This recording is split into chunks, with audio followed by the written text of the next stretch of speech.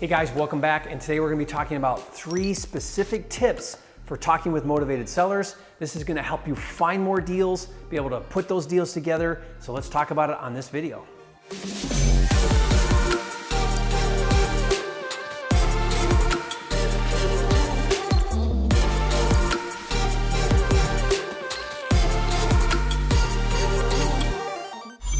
All right, Jerry Norton here, and welcome back to another video on the Real Estate Freedom TV channel. Jerry Norton, I'm your host. Really excited to be here with you. And in the previous video and in this series of videos that we've put together here, we are talking about motivated sellers, what they are, how to work with them, how to negotiate with them, how to put deals together. And on this video specifically, I want to give you a couple of strategies or tips or kind of rules for working with motivated sellers. Now you'll remember, a motivated seller is someone who will gladly trade equity in a property for peace of mind. They'll sell it at a discount to you just to be rid of it, and you can pick up that great deal with lots of equity and then flip it for big profit. Now these motivated sellers, like I said, are everywhere, and there are a couple of really important things that you need to do when you actually come in contact with the motivated seller. You start talking to motivated sellers so that you can successfully build rapport and negotiate and land a contract on a deal that you can flip for profit, okay?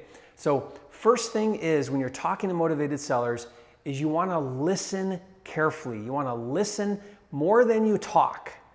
Now what happens is we tend to wanna get right to it and say, here's what I do and here's how I can help you and tell me about, here's what I want, and you start asking all these questions and you start doing all this talking. So the less you talk and the more you let them talk, the more you'll discover.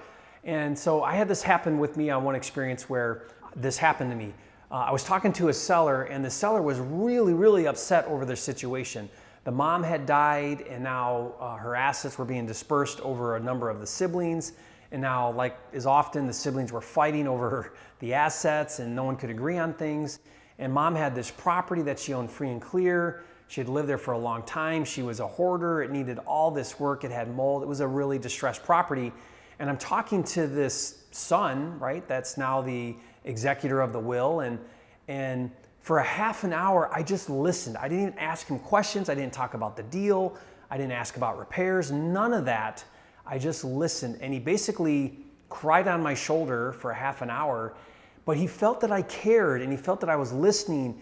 And while he was talking, I was taking notes, and he was sharing lots of things and revealing lots of things that were helpful for me.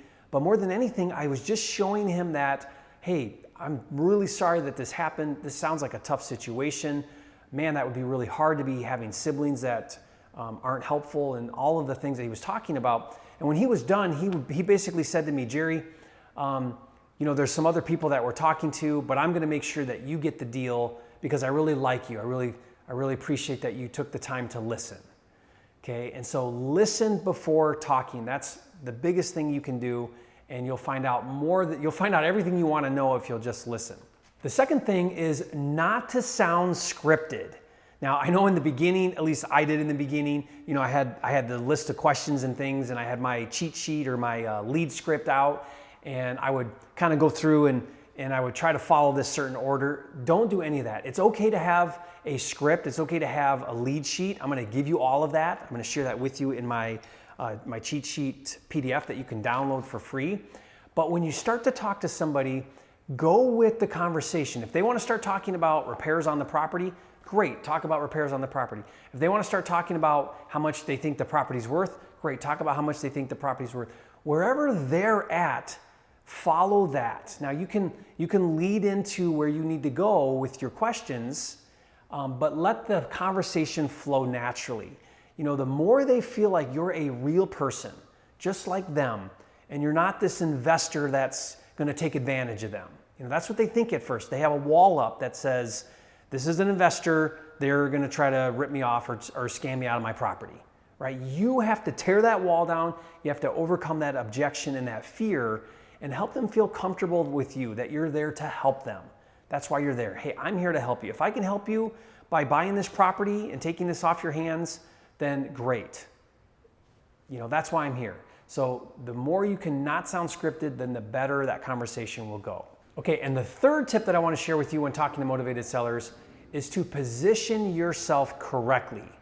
Okay, it's so important that they're there to convince you why you should buy their property, right? Not the other way around. It should not be you convincing them why you should buy their property. There's a big difference in how you position yourself. Now, one of the things that I like to do is I like to tell the homeowner, I like to tell them, look, I'm here to help you in any way that I can. If that means that I can buy the property and that's the best thing for you, great, let's talk about that. If I can help you sell the property to somebody else, then I can talk about that. I can help you do that as well. And what I mean by that is I tell the homeowner, I tell them, I say, listen, do you want to sell your property for retail to a homeowner?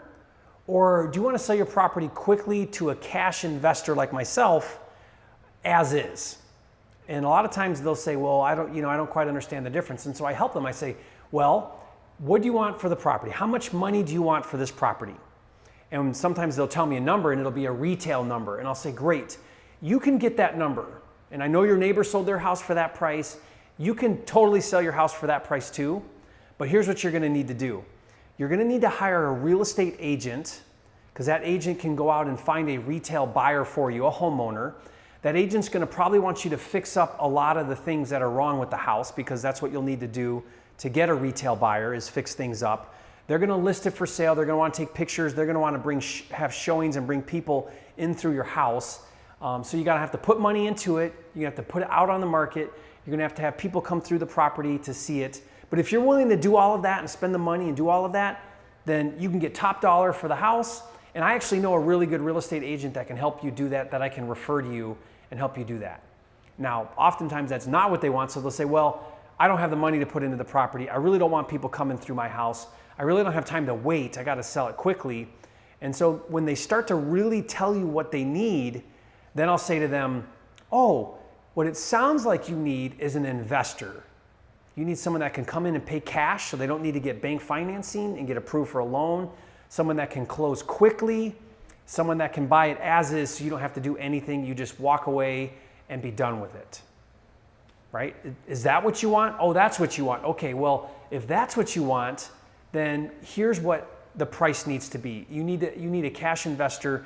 They need to buy it at a discount so that they can come in and spend all the money and fix it up and then resell it and do all that work. And in order to do that, make a little bit of money. And that's what I do. That's what I do for a living. I'm a professional. That's what I do. And so let's talk about that. And then that positions things so that now they're in a mindset of cash investor discount, not retail buyer full market value. Does that make sense? So it's so important that you position yourself correctly and help that homeowner realize that it sounds like what you really need is an investor. If they do say, well, I am willing to put in the work, I am willing to do all these things to get a retail price, then what I'll do is I'll say, great, I've got a great real estate agent who can work with you. And then I actually get a referral fee from that agent by bringing that person, because they just picked up a listing. So I get paid either way. It's awesome. So no matter what, you're helping people, you're getting paid for it, and that's what you're here to do.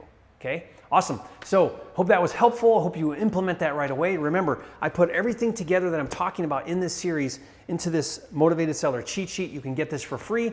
Just click the link in the description. You can download it and have that right there ready, the scripts and the lead sheet and everything while you're talking to motivated sellers. Really help you out that way. Okay, Jerry Norton, be sure to watch the next video. We're gonna be talking about exactly the scripts for talking with motivated sellers. I've got my 10 questions I ask.